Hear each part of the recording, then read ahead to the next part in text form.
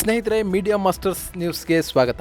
ಗೆಳೆಯರೆ, ದಿನ ಕಳೆದಂತೆ ಲೋಕಸಭಾ ಚುನಾವಣೆಗಳು ಹತ್ತಿರ ಆಗ್ತಾ ಇದೆ. ಹಾಗೆ ರಾಜಕೀಯ ಪಕ್ಷಗಳ ಸೀಟ್ ಶೇರಿಂಗ್, ತಂತ್ರಗಾರಿಕೆ, ಅಭ್ಯರ್ಥಿಗಳ ಆಯ್ಕೆ ಸೇರಿದ ಹಾಗೆ ಸಾಕಷ್ಟು ರಾಜಕೀಯ ಚಟುವಟಿಕೆಗಳು ಚುರುಕುಗೊಳ್ತಾ ಇವೆ. ಈಗಾಗಲೇ ಬಿಜೆಪಿ ತನ್ನ ಮೊದಲ ಪಟ್ಟಿಯನ್ನ ರಿಲೀಸ್ ಮಾಡಿದೆ. ಅಲ್ಲಿ 195 ಕ್ಷೇತ್ರಗಳಿಗೆ ಅಭ್ಯರ್ಥಿಗಳನ್ನ ಘೋಷಣೆ ಮಾಡಲಾಗಿದೆ. ವಾರಣಾಸಿಯಿಂದ ಪ್ರಧಾನಿ ಮೋದಿ ಈ ಬಾರಿ ಕೂಡ ಕಣಕ್ಕಿಳಿತಾ ಇದ್ದಾರೆ. ಇನ್ನು ಗುಜರಾತ್ನಿಂದ ಅಮಿತ್ ಶಾ, ಲಕ್ನೋನಿಂದ ರಾಜನಾಥ್ ಸಿಂಗ್, ಅರುಣಾಚಲ ಪ್ರದೇಶ ಪಶ್ಚಿಮ ಕ್ಷೇತ್ರದಿಂದ ಕಿರಣ್ ರಿಜಿಜು, ನ್ಯೂ ಡೆಲ್ಲಿಯಿಂದ ಬನ್ಸೂರಿ ಸ್ವರಾಜ್ ಸೇರಿದ ಹಾಗೆ ಸಾಕಷ್ಟು ಪ್ರಮುಖರಿಗೆ ಟಿಕೆಟ್ ಅನ್ನ ಘೋಷಣೆ ಮಾಡಲಾಗಿದೆ. ಈ ಪಟ್ಟಿಯಲ್ಲಿ 28 ಮಹಿಳೆಯರಿಗೆ ಟಿಕೆಟ್ ಅನ್ನ ಕೊಡಲಾಗಿದ್ದು 50 ವರ್ಷವನ್ನ ಮೀರದ 47 ಮಂದಿಗೆ ಟಿಕೆಟ್ ಅನ್ನ ಕೊಡಲಾಗಿದೆ. ಇನ್ನು ಮೊದಲ ಪಟ್ಟಿಯಲ್ಲೇ 34 ಸಚಿವರಿಗೆ ಟಿಕೆಟ್ ಅನ್ನ ಘೋಷಣೆ ಮಾಡಲಾಗಿದೆ. ಅಲ್ಲದೆ 27 ಮೀಸಲು ಕ್ಷೇತ್ರಗಳಿಗೆ ಕೂಡ ಬಿಜೆಪಿ ತನ್ನ ಅಭ್ಯರ್ಥಿಯನ್ನ ಘೋಷಣೆ ಮಾಡಿದೆ. ಈ ಪಟ್ಟಿಯಲ್ಲಿ ಉತ್ತರ ಪ್ರದೇಶದ 51, ಗುಜರಾತ್ನ 15, ಛತ್ತೀಸ್ಗಢದ 11, ಗೋವಾದ 1, ದೆಹಲಿಯ 5, ಜಮ್ಮು ಕಾಶ್ಮೀರದ 2, ಪಶ್ಚಿಮ ಬಂಗಾಳದ 20, ತೆಲಂಗಾಣದ 9,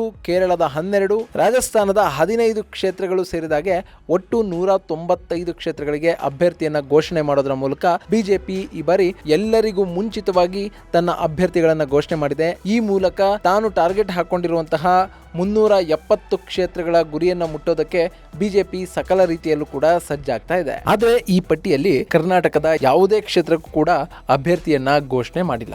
ಇಲ್ಲಿ ಪ್ರಮುಖವಾಗಿ ಬಿಜೆಪಿ ಗೆಲ್ಲುವಂತಹ ಒಂದಷ್ಟು ಕ್ಷೇತ್ರಗಳು ಹಾಗೂ ಬಿಜೆಪಿಗೆ ಚಾಲೆಂಜಿಂಗ್ ಆಗಿರುವಂತಹ ಒಂದಷ್ಟು ಕ್ಷೇತ್ರಗಳ ಪಟ್ಟಿಯನ್ನಷ್ಟೇ ಈ ಬಾರಿ ಬಿಡುಗಡೆ ಮಾಡಲಾಗಿದೆ. ಮುಂದಿನ ದಿನಗಳಲ್ಲಿ ಬಿಜೆಪಿ ಇನ್ನಷ್ಟು ಅಭ್ಯರ್ಥಿಗಳನ್ನ ಪ್ರಕಟಿಸುವ ಸಾಧ್ಯತೆ ಇದೆ. ಮತ್ತೊಂದು ಕಡೆ ಇಂಡಿ ಮೈತ್ರಿಕೂಟ ಈಗಾಗಲೇ ಉತ್ತರ ಪ್ರದೇಶದಲ್ಲಿ ಸೀಟ್ ಶೇರಿಂಗ್ ಅನ್ನ ಫೈನಲ್ ಮಾಡಿಕೊಂಡಿದೆ. ಈಗ ಮಹಾರಾಷ್ಟ್ರದಲ್ಲೂ ಕೂಡ ಸೀಟು ಹಂಚಿಕೆ ಫೈನಲ್ ಆಗಿದೆ.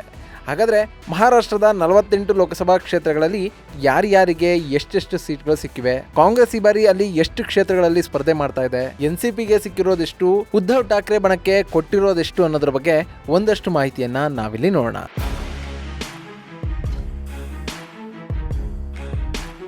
ಗೆಳೆಯರೆ, ದೇಶದ ಜಿಡಿಪಿಗೆ ಅತಿ ಹೆಚ್ಚು ಕೊಡುಗೆಯನ್ನ ನೀಡುವ ರಾಜ್ಯ ಮಹಾರಾಷ್ಟ್ರ. ಅಲ್ಲಿ ಒಟ್ಟು 48 ಲೋಕಸಭಾ ಕ್ಷೇತ್ರಗಳಿವೆ. ಹೀಗಾಗಿ ಮಹಾರಾಷ್ಟ್ರ ಉತ್ತರ ಪ್ರದೇಶವನ್ನ ಬಿಟ್ಟರೆ ಅತಿ ಹೆಚ್ಚು ಲೋಕಸಭಾ ಕ್ಷೇತ್ರಗಳನ್ನ ಹೊಂದಿರುವ 2ನೇ ಅತಿ ದೊಡ್ಡ ರಾಜ್ಯ ಅಂತ ಅನ್ನಿಸ್ಕೊಳ್ಳುತ್ತೆ. ಇದರ ನಂತರ ಪಶ್ಚಿಮ ಬಂಗಾಳ, ಬಿಹಾರ, ತಮಿಳುನಾಡು, ಮಧ್ಯಪ್ರದೇಶ ಹಾಗೂ ಕರ್ನಾಟಕಗಳು ನಿಲ್ಲುತ್ತವೆ. ಸೊ ಮಹಾರಾಷ್ಟ್ರದ 48 ಕ್ಷೇತ್ರಗಳ ಪೈಕಿ ಉದ್ಧವ್ ಠಾಕ್ರೆ ಬಣದ ಶಿವಸೇನೆಗೆ ಒಟ್ಟು 20 ಕ್ಷೇತ್ರಗಳನ್ನ ಕೊಡಲಾಗಿದೆ. ಉಳಿದ 28 ಕ್ಷೇತ್ರಗಳಲ್ಲಿ 18ರಲ್ಲಿ ಕಾಂಗ್ರೆಸ್ ಸ್ಪರ್ಧಿಸಿದ್ರೆ ಮಿಕ್ಕ 10 ಕ್ಷೇತ್ರಗಳಲ್ಲಿ ಶರದ್ ಪವಾರ್ ಅವರ ಎನ್ಸಿಪಿ ಅಭ್ಯರ್ಥಿಗಳು ಕಣಕ್ಕಿಳಿಯಲಿದ್ದಾರೆ.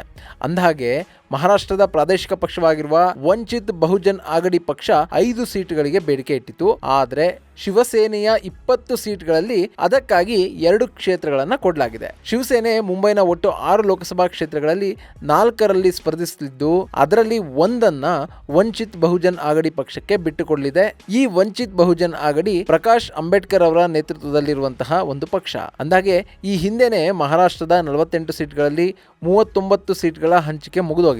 ಆದ್ರೆ ಮುಂಬೈನ ಸೌತ್ ಸೆಂಟ್ರಲ್ ಹಾಗೂ ವಾಯುವ್ಯ ಭಾಗದ ಸೀಟ್ಗಳ ಹಂಚಿಕೆಯಲ್ಲಿ ಗೊಂದಲ ಏರ್ಪಟ್ಟಿತ್ತು. ಯಾಕೆ ಅಂದ್ರೆ ಈ ಭಾಗದ ಸೀಟ್ಗಳ ಮೇಲೆ ಕಾಂಗ್ರೆಸ್ ಹಾಗೂ ಶಿವಸೇನೆ ಎರಡೂ ಪಕ್ಷಗಳು ಕಣ್ಣಿಟ್ಟಿದ್ವು. ಇದೀಗ ಮಹಾರಾಷ್ಟ್ರದ ಸೀಟ್ ಶೇರಿಂಗ್ ಅಂತಿಮ ಆಗಿದ್ದು ಎಲ್ಲಾ ಗೊಂದಲಗಳು ಬಗೆಹರದಂತೆ ಕಾಣ್ತಾ ಇದೆ. ಈ ಹಿಂದಿನಿಂದಲೂ ಉದ್ಧವ್ ಠಾಕ್ರೆ ಬಣದ ಶಿವಸೇನೆ ತನಗೆ 23 ಕ್ಷೇತ್ರಗಳನ್ನ ಬಿಟ್ಟು ಕಾಂಗ್ರೆಸ್ ಏನ್ ಬೇಕಾದ್ರೂ ಮಾಡ್ಕೊಳ್ಳಿ ಅಂತ ಹೇಳ್ತಾ ಇತ್ತು. ಆದ್ರೆ ಬದಲಾದ ರಾಜಕೀಯ ಪರಿಸ್ಥಿತಿಯಲ್ಲಿ ಅವರು ವಂಚಿತ್ ಬಹುಜನ್ ಆಗಡಿ ಪಕ್ಷಕ್ಕೆ 2 ಸೀಟ್ಗಳನ್ನ ಬಿಟ್ಟು ಕೊಡೋದ್ರ ಜೊತೆಗೆ ತಾವು 18 ಕ್ಷೇತ್ರಗಳಲ್ಲಿ ಸ್ಪರ್ಧೆ ಮಾಡೋದಕ್ಕೆ ಒಪ್ಪಿಗೆಯನ್ನ ಸೂಚಿಸಿದ್ದಾರೆ. ಇಲ್ಲಿ ಸೀಟುಗಳ ಹಂಚಿಕೆ ಫೈನಲ್ ಆಗಿದ್ದು ಯಾವ್ಯಾವ ಕ್ಷೇತ್ರ ಯಾರ್ಯಾರಿಗೆ ಅನ್ನೋ ಗುಟ್ಟನ್ನ ಮಾತ್ರ ಇನ್ನೂ ಕೂಡ ಬಿಟ್ಟುಕೊಟ್ಟಿಲ್ಲ.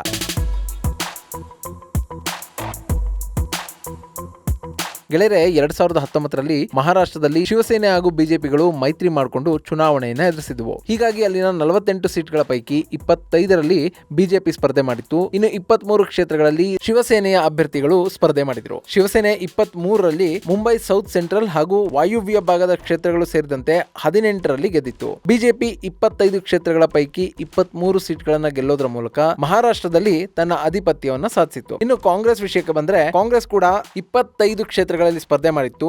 ಆದರೆ ಚಂದ್ರಾಪುರ ಕ್ಷೇತ್ರದಲ್ಲಿ ಮಾತ್ರ ಗೆಲ್ಲೋದಕ್ಕೆ ಕಾಂಗ್ರೆಸ್ಗೆ ಸಾಧ್ಯ ಆಯಿತು. ಇನ್ನು ಎನ್ಸಿಪಿ ಅವತ್ತು 19 ಕ್ಷೇತ್ರಗಳಲ್ಲಿ ಸ್ಪರ್ಧೆ ಮಾಡಿ 4 ಕ್ಷೇತ್ರಗಳನ್ನ ತನ್ನದಾಗಿಸಿಕೊಂಡಿತ್ತು. ಇದು 2019ರ ಕತೆ. ಈಗ ಮಹಾರಾಷ್ಟ್ರದ ಪರಿಸ್ಥಿತಿ ಬೇರೆಯದ್ದೇ ಆಗಿದೆ. ಅಲ್ಲಿ ಶಿವಸೇನೆಯಿಂದ ಏಕನಾಥ್ ಶಿಂದೆ ಬಣ ಹೊರ ಹೋಗಿದೆ. ಎನ್ಸಿಪಿಯಿಂದ ಅಜಿತ್ ಪವಾರ್ ಬೇರೆಯಾಗಿದ್ದಾರೆ. ಹೀಗಾಗಿ ಅಲ್ಲಿ ಈ ಬಾರಿ ಇಂಡಿ ಮೈತ್ರಿಕೂಟ ಹಾಗೂ ಎನ್ಡಿಎ ನಡುವೆ ನೇರ ಹಣಾಹಣಿ ನಡೆಯಲಿದೆ. ಈ ಬಾರಿಯ ಚುನಾವಣೆ ಎನ್ಸಿಪಿ ಹಾಗೂ ಶಿವಸೇನೆಗೆ ತುಂಬಾನೇ ಮುಖ್ಯ ಆಗ್ತಾ ಇದ್ದು, ಇಲ್ಲಿ ಯಾರ್ಯಾರ ಬಲ ಎಷ್ಟೆಷ್ಟು ಇರಲಿದೆ ಅನ್ನೋದು ಚುನಾವಣೆಯ ಫಲಿತಾಂಶದ ನಂತರ ಗೊತ್ತಾಗಲಿದೆ. ಎನ್ಸಿಪಿಯಲ್ಲಿ ಶರದ್ ಪವಾರ್ ಅವರ ಬಲ ಹೆಚ್ಚಾಗುತ್ತೋ ಅಥವಾ ಅಜಿತ್ ಪವಾರ್ ತಮ್ಮ ಬಲವನ್ನು ಹೆಚ್ಚಿಸಿಕೊಳ್ತಾರೋ ಅನ್ನೋದನ್ನ ಫಲಿತಾಂಶ ನಿರ್ಧರಿಸುತ್ತೆ. ಹಾಗೇನೆ ಶಿವಸೇನೆಯ ವಿಷಯಕ್ಕೆ ಬರೋದಾದ್ರೆ ಅಲ್ಲಿ ಉದ್ಧವ್ ಠಾಕ್ರೆ ಬಣ ತನ್ನ ಬಲವನ್ನು ಹೆಚ್ಚಿಸಿಕೊಳ್ಳುತ್ತಾ ಅಥವಾ ಏಕನಾಥ್ ಶಿಂದೆ ಬಣ ತನ್ನ ಬಲವನ್ನ ಹೆಚ್ಚಿಸಿಕೊಂಡು ಉದ್ಧವ್ ಠಾಕ್ರೆಗೆ ಮತ್ತೊಮ್ಮೆ ಠಾಂಗ್ ಕೊಡ್ತಾರಾ ಅನ್ನೋದನ್ನ ಕಾದು ನೋಡಬೇಕು.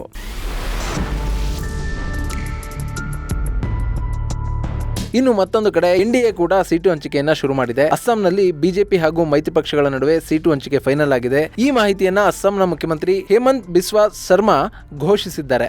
ಅಸ್ಸಾಂನ ಒಟ್ಟು 14 ಲೋಕಸಭಾ ಕ್ಷೇತ್ರಗಳ ಪೈಕಿ ಬಿಜೆಪಿ 11ರಲ್ಲಿ ಸ್ಪರ್ಧೆ ಮಾಡಲಿದೆ. ಉಳಿದ 3 ಕ್ಷೇತ್ರಗಳಲ್ಲಿ 2 ಕ್ಷೇತ್ರಗಳನ್ನ ಅಸ್ಸಾಂ ಗಣ ಪರಿಷತ್ಗೆ ಕೊಟ್ಟಿದ್ರೆ 1 ಕ್ಷೇತ್ರವನ್ನ ಯುನೈಟೆಡ್ ಪೀಪಲ್ ಪಾರ್ಟಿಗೆ ಬಿಟ್ಟುಕೊಡಲಾಗಿದೆ. ಇನ್ನು ಅಸ್ಸಾಂನಲ್ಲಿ 2019ರ ಚುನಾವಣಾ ಫಲಿತಾಂಶವನ್ನ ಗಮನಿಸಿದ್ರೆ ಬಿಜೆಪಿ 9 ಕ್ಷೇತ್ರಗಳನ್ನ ತನ್ನದಾಗಿಸಿಕೊಂಡಿತು. ಕಾಂಗ್ರೆಸ್ 3 ಕ್ಷೇತ್ರಗಳಲ್ಲಿ ಗೆಲುವನ್ನ ಸಾಧಿಸಿತ್ತು. ಹಾಗೇನೆ all India United democratic front 1 ಕ್ಷೇತ್ರವನ್ನ ತನ್ನದಾಗಿಸಿಕೊಂಡಿತ್ತು. ಇನ್ನೂ ವಿಶೇಷ ಅಂತ ಅಂದ್ರೆ ಕಳೆದ ಬಾರಿ ದೇಶದಲ್ಲಿ ಮತ್ತೊಬ್ಬ ಪಕ್ಷೇತರ ಅಭ್ಯರ್ಥಿ ಕೂಡ ಆರಿಸಿ ಬಂದಿದ್ರು. ಅದು ಅಸ್ಸಾಂನಿಂದ ಆಗಿತ್ತು. ಇನ್ನು ಈ ಬಾರಿ ಬಿಜೆಪಿ ಅಸ್ಸಾಂನಲ್ಲಿ ತನ್ನ ಸೀಟ್ಗಳ ಸಂಖ್ಯೆಯನ್ನ ಹೆಚ್ಚು ಮಾಡಿಕೊಳ್ಳೋದ್ರ ಕಡೆ ಗಮನ ಹರಿಸಿದ್ದು 11 ಕ್ಷೇತ್ರಗಳಲ್ಲಿ ಸ್ಪರ್ಧೆ ಮಾಡ್ತಾ ಇದೆ.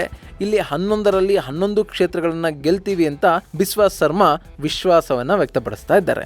ಇದು ಗೆಳೆಯರೆ ಲೋಕಸಭಾ ಚುನಾವಣೆಗೆ ಎನ್ಡಿಎ ಹಾಗೂ ಇಂಡಿ ಮೈತ್ರಿಕೂಟಗಳು ಸೀಟ್ ಶೇರಿಂಗ್ ಅನ್ನ ಫೈನಲ್ ಮಾಡ್ಕೊಂಡಿರೋದ್ರ ಬಗ್ಗೆ ಒಂದಷ್ಟು ಮಾಹಿತಿ.